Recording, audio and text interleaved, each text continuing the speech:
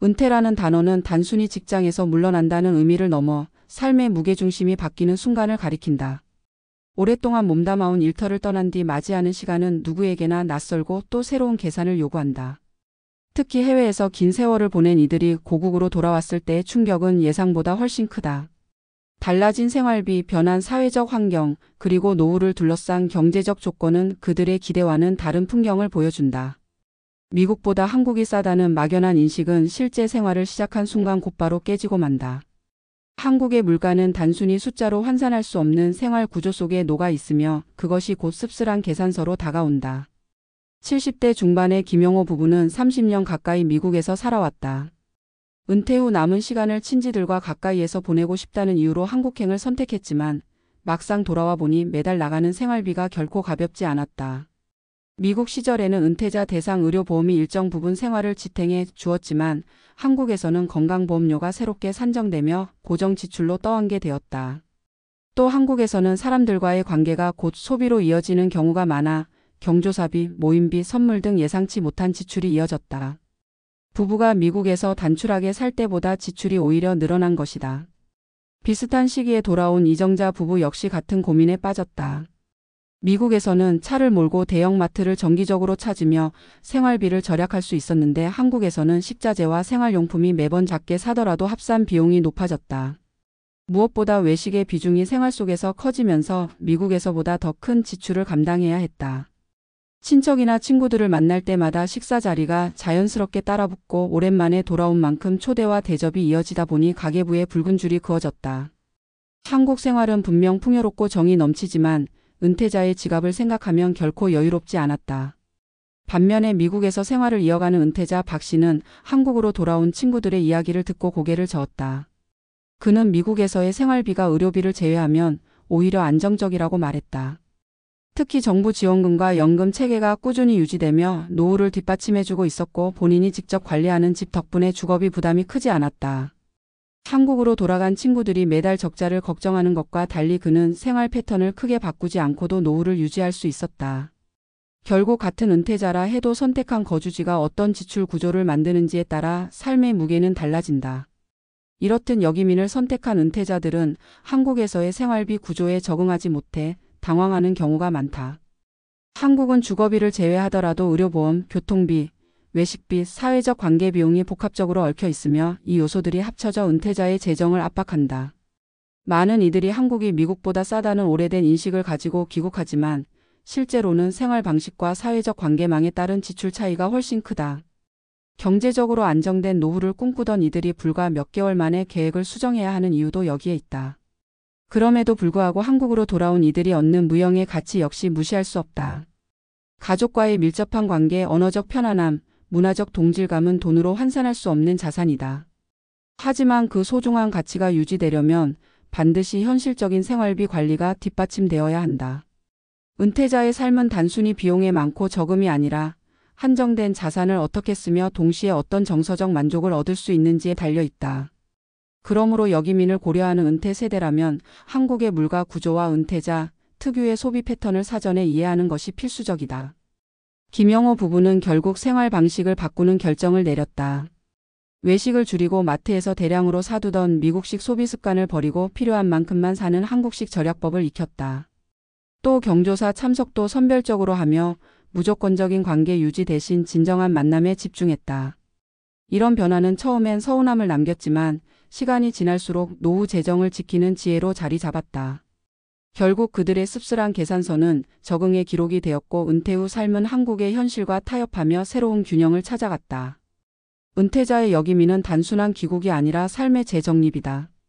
달라진 환경 속에서 자신에게 맞는 지출 구조를 찾고 무형의 가치를 어떻게 지켜낼 것인지가 중요한 과제다. 미국보다 싸다는 말은 이제 현실과 동떨어진 환상에 불과하다. 중요한 것은 어디서 살든 자신의 자산과 생활 패턴을 냉정하게 점검하고 은퇴 이후에도 지속 가능한 삶의 모델을 구축하는 일이다. 한국으로 돌아온 70대 부부의 씁쓸한 계산서는 바로 그 냉정한 진실을 보여주는 단면이다.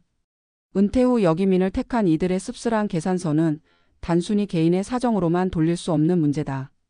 사회 구조와 정책 그리고 문화적 차이가 맞물려 만들어낸 복합적 결과물이기 때문이다. 특히 미국과 한국을 오가며 살아본 이들이 공통적으로 말하는 부분은 생활비의 절대적 크기보다는 그 비용이 발생하는 방식의 차이에 있다. 미국에서는 집과 자동차가 기본 전제이기에 주거비와 교통비 비중이 크지만 일정 수준을 넘어서는 지출이 상대적으로 적다. 반면 한국은 교통망이 잘 발달하고 주거 환경이 다양하게 분포되어 있지만 그만큼 사회적 관계 속에서 필연적으로 발생하는 비용이 훨씬 더 빈번하게 나타난다. 은퇴자가 하루의 일상을 어떻게 꾸려가는가에 따라 지출 구조는 전혀 달라지고 이는 단순한 물가 비교로는 드러나지 않는 현실이다. 칼럼니스트로서 이 문제를 짚으며 가장 먼저 강조하고 싶은 점은 역이민을 계획하는 은퇴자들이 환율과 물가만을 근거로 결정을 내려서는 안 된다는 사실이다. 많은 이들이 미국의 고정비와 의료비 부담을 떠올리며 한국 생활이 훨씬 저렴할 것이라 기대하지만 실제로는 한국에서 지출되는 항목들이 미국과는 성격이 다르다. 한국에서는 보험료 산정이 소득이 아니라 세대 구성과 재산 평가에 따라 달라질 수 있고 미국에서는 은퇴자가 상대적으로 안정적인 사회보장제도 아래 생활할 수 있는 반면 한국에서는 가족 단위 소비와 사회적 관습이 지출을 크게 늘린다. 결국 은퇴자 본인의 생활 패턴과 가치관을 토대로 두 나라의 제도와 문화를 비교해야 한다는 점이 핵심이다. 또한 은퇴 세대가 가장 크게 간과하는 요소 중 하나는 관계 유지 비용이다. 한국은 인간관계가 곧 생활의 중심이 되며 이를 무시하고 살기는 어렵다. 경조사의 얼굴을 비추는 것은 단순한 선택이 아니라 사회적 의무로 받아들여지고 친척이나 지인들과의 정기적인 만남은 자연스럽게 식사와 선물 지출로 이어진다. 미국에서 수십 년을 살던 은퇴자라 하더라도 고국으로 돌아온 이상 그 문화에 다시 편입될 수밖에 없고 이를 최소화하려는 시도는 주변의 시선이나 관계의 단절을 불러올 위험이 있다. 그러므로 한국에서의 생활비는 단순히 한 달에 얼마가 드는지를 계산하는 차원을 넘어 인간관계의 깊이와 폭을 어떻게 설계할 것인가와 밀접하게 연결된다. 주거비 문제 역시 무시할 수 없다. 일부는 미국에서 집을 처분하고 나온 자금을 바탕으로 한국의 아파트를 마련하기도 하지만 이미 오른 집값은 예상보다 큰 부담이 된다. 전세나 월세를 선택한 경우에도 초기 비용과 지속적인 지출은 결코 가볍지 않다. 특히 은퇴자의 고정 수입은 제한적이기에 주거비가 전체 생활비에서 차지하는 비중은 생각보다 크다. 더구나 주거비 외에도 관리비, 난방비, 교통비가 꾸준히 누적되면서 가계에 부담을 준다. 이런 현실은 결국 은퇴 후 자산관리 전략이 단순히 미국 자산을 처분해 한국으로 옮겨오는 것만으로는 충분하지 않음을 말해준다. 은퇴자의 삶은 경제적 조건만으로 설명할 수 없는 복합적인 경험이다. 한국에서 얻을 수 있는 정서적 만족은 분명 크다. 언어적 편안함, 오랜 친구들과의 재회, 자녀와 손주와 함께할 수 있는 시간은 미국에서는 쉽게 누릴 수 없는 소중한 자산이다. 그러나 이러한 정서적 자산이 경제적 압박으로 인해 퇴색된다면 만족감은 금세 불안과 불만으로 바뀐다. 그러므로 역이민을 고려하는 은퇴자들은 반드시 정서적 가치와 경제적 현실을 균형 있게 저울질해야 한다. 한쪽이 과도하게 무너지면 삶 전체가 흔들리기 때문이다. 전문가의 시각에서 보면 은퇴 후 역이민은 결국 리스크 관리의 문제다.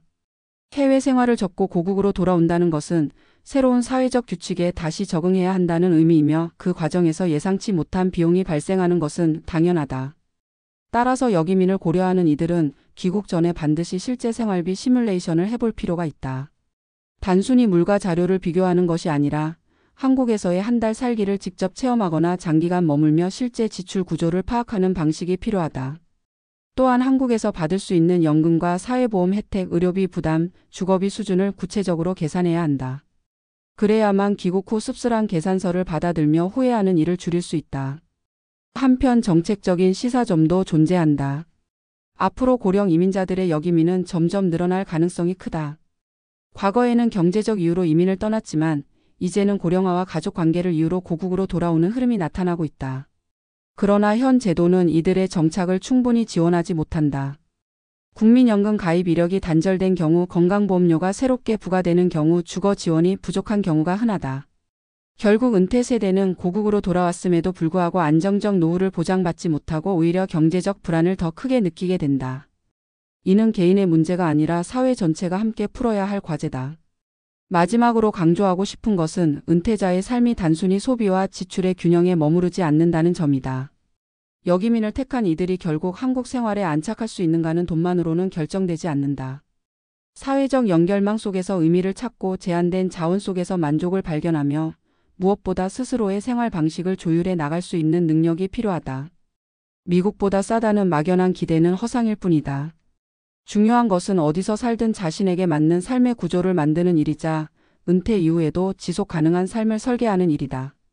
결국 여기미는 선택의 문제가 아니라 준비의 문제다.